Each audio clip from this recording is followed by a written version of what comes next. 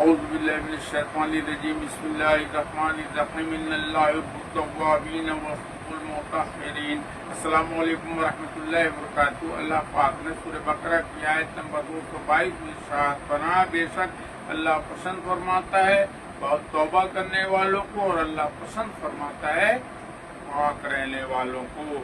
اور آپ نے فرمایا کہ پکانا لیٹنگ جنوں اور شیطانوں کے حاضر ہونے کی جگہ ہے، تو جب کوئی پکانا جائے تو یہ دعا پڑھ لے۔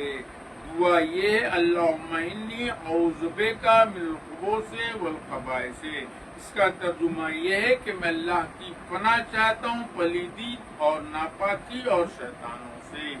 ترمذی شریف کی حدیث میں ہے کہ رسول صلی اللہ علیہ وسلم جب بیت الخلاء سے باہر نکلتے تو آپ یوں فرماتے، غفرانک، میں اللہ سے مغفرت کا سوال کرتا ہوں۔ اور آپ وسلم جب بیت الخلاء سے باہر آتے تو آپ یہ دعا فرماتے تھے، الحمدللہ الذی اذھب عنی الاذی وعافانی۔ اس کا ترجمہ یہ ہے کہ حمد اللہ کے لیے جس نے تکلیف کی چیز مجھ سے دور کی اور مجھے آرام دیا۔ اور آپ نے فرمایا جب کوئی پکانا جائے تو نہ قبلے کی طرف منہ کرے اور نہ پیٹ کرے۔ اور آپ نے فرمایا تناسل پیشاب کی جگہ کو دائیں ہاتھ سے استنجا کرنے سے آپ نے منع فرمایا۔ آپ وسلم جب بیت الخلاء جاتے تو انگوٹھی اتار لیتے کیونکہ اس میں رب کا نام خدا ہوا تھا۔ آپ وسلم نے گوبر اور ہڈی سے استنجا کرنے سے منع فرمایا، اور آپ نے غسل خانے میں پیشاب کرنے سے بھی منع فرمایا۔ آپ نے فرمایا اس سے وسوسے آتے ہیں۔ اور آپ وسلم نے کسی سوراخ میں بھی پیشاب کرنے سے منع فرمایا، اور آپ وسلم نے ان 3 جگہوں پر پیشاب کرنے سے منع فرمایا۔ پہلا کسی گھاٹ پر، دوسرا بیچ راستے میں، تیسرا کسی پیڑ کے سائے میں۔ اور آپ نے فرمایا 2 آدمی پکانا جائیں اور سطر کھول کر آپس میں اگر بات کریں تو اللہ ان پر غضب فرماتا ہے۔ اللہ اکبر۔ استنجا کا بیان اور مسئلہ، پیشاب اور پخانا کرتے وقت نہ قبلے کی طرف پیٹھ ہو اور نہ قبلے کی طرف تمہارا منہ ہو۔ بچوں کو پیشاب کرانے والے پر مکروہ ہے کہ بچے کا منہ قبلے کی طرف ہو یا پھرانے والا گنہگار ہوگا۔ پیشاب پخانا کرتے وقت نہ سورج اور چاند کی طرف نہ منہ ہو اور نہ پیٹھ ہو، اور ہوا کے رخ کی طرف پیشاب کرنا منع ہے۔ مسئلہ، ان جگہوں پر ناجن پیشاب کرنا منع ہے۔ کنواں، حوض کے کنارے، چشمے کے کنارے، بہتے پانی میں، گھاٹ پر، پھلدار درخت اور اس کھیت میں بھی پیشاب کرنا منع ہے جس کھیت میں کھیتی موجود ہو۔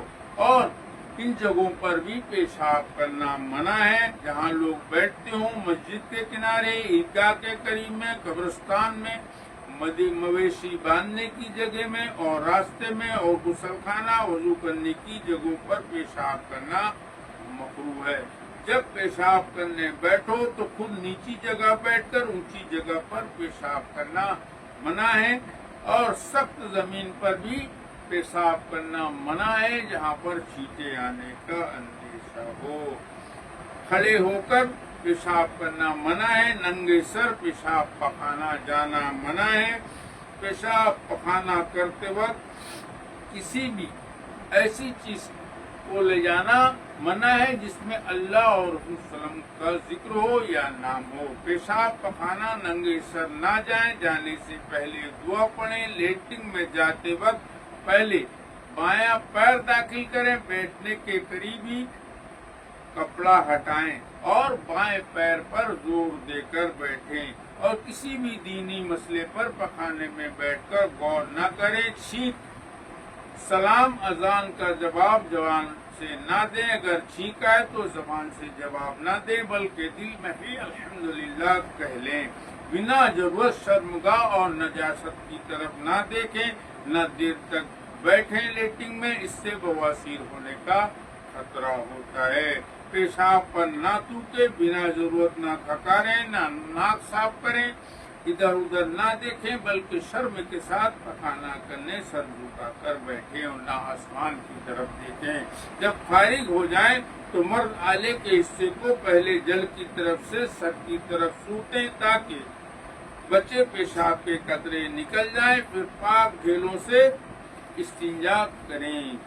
دائیں ہاتھ سے پانی بہائیں، برتن اونچی جگہ پر رکھیں، پخانہ سے فارغ ہو کر پہلے پیشاب کی جگہ دھوئیں، پھر پکانے کا مقام دھوئیں اور پاک کرتے وقت پخانے کا مقام سانس کا زور نیچے دے کر ڈھیلا رکھیں، پھر اچھی طرح دھوئیں تاکہ بدبو باقی نہ رہے۔